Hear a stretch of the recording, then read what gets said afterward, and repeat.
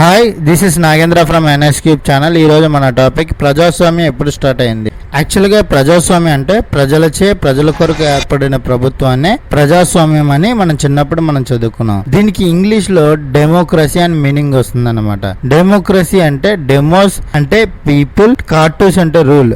Democracy అంటే people rule అని అర్థం. ఇది ఏన్షియంట్ గ్రీక్ లాంగ్వేజ్ లో ఉపయోగించబడింది. ఇప్పటి నుంచి దీన్ని డెమోక్రసీ అని పిలుస్తున్నారు. ఇండియాకి స్వతంత్రం 1947 ఆగస్టు 15th వచ్చిన విషయం అందరికీ తెలిసిందే. అప్పటి నుంచే ప్రజాస్వామ్యం ఏర్పడిందని అందరూ అనుకుంటున్నారు, కానీ అది నిజం కాదు.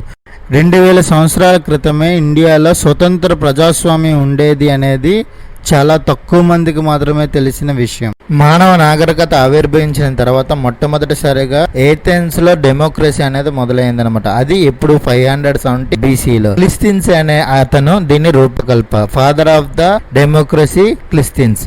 చరిత్రపరంగా అప్పటి కాలంలో ఏథెన్స్ లో 10 ఇంపార్టెంట్ తెగలు ఉండేవి.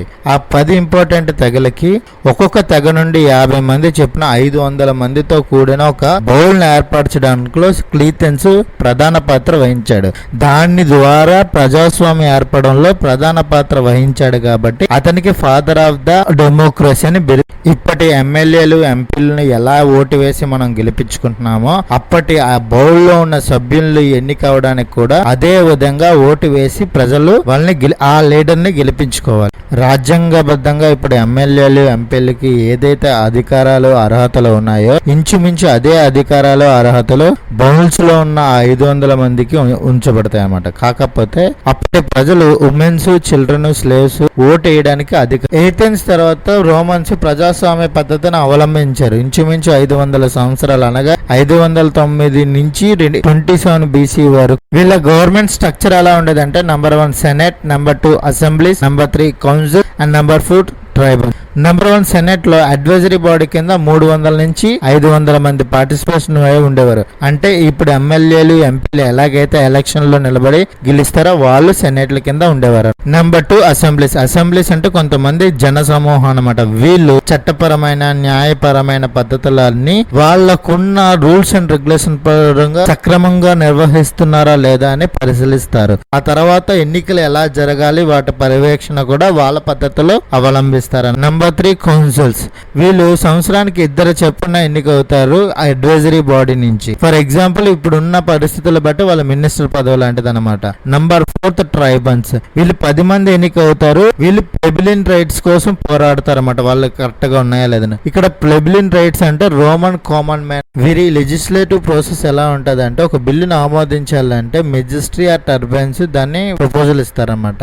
సెనేట్ దగ్గరికి వెళ్ళి సెనేట్ వాళ్ళు ఎప్పుడా రిజెక్ట్, ఫైనల్ డెసిషన్ మాత్రం అసెంబ్లీది మాత్రమే. అంటే ఇప్పుడు ఎగువ సభ, దిగువ సభ అంటే లోక్సభ, రాజ్యసభ ఒక బిల్లు అయిన తర్వాత గవర్నర్ దగ్గర దాన్ని ఆమోదించిన తర్వాత అది పాస్ అవుతుంది. రోమన్ సామ్రాజ్యం ఎలాగైతే ప్రజాస్వామ్య పద్ధతిని అవలంబించాయో ఇండియాలో కూడా అప్పటి ప్రజలు 4 ప్రదేశాలలో ప్రజాస్వామ్య పద్ధతిని అవలంబించారు. అవి లిచ్చావి, మల్లా, సఖ్య అండ్ సంగాన.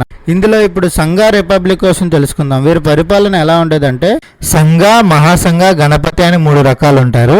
సంఘాల అసెంబ్లీ అంతా ఏర్పడాయి. వీళ్ళు ఓల్డ్ మంక్స్, నన్స్ మాత్రమే సంఘాలు ఉంటారు. మహాసంఘాల కౌన్సిల్ ఉంటది అనమాట. ఈ కౌన్సిల్ సీనియర్ మంక్స్ మాత్రమే అక్కడ ఉండి వాళ్ళు ఎలక్టెడ్ లీడర్ చేస్తారు. వాళ్ళే గణపతి అనమాట. ఇది గవర్నర్ స్ట్రక్చర్ ఆఫ్ ద సంఘ రిపబ్లిక్. ఈ సంఘ రిపబ్లిక్ లో ఎవరైనా ప్రజలు వచ్చి చేరవచ్చు. ఎలా అంటే వాళ్ళు సన్యాసం తీసుకోవాలన్నమాట.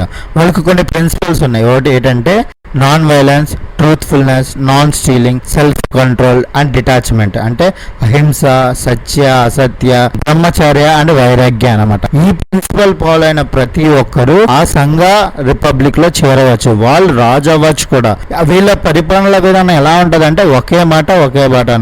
ఇందులో మీరు మెయిన్ గా ధర్మ అంటే వాళ్ళ బుద్ధిస్ట్ ప్రిన్సిపల్స్ ని అవలంబించిన వాళ్ళు మాత్రమే ఎక్కువ ప్రాధాన్యత ఇస్తారు. మీరు ప్రభుత్వ పాలనకు ఎకనామిక్ కండిషన్స్ ఎలా ఉండేవంటే అగ్రికల్చర్ బేస్డ్ కండిషన్స్ ఉండేవి.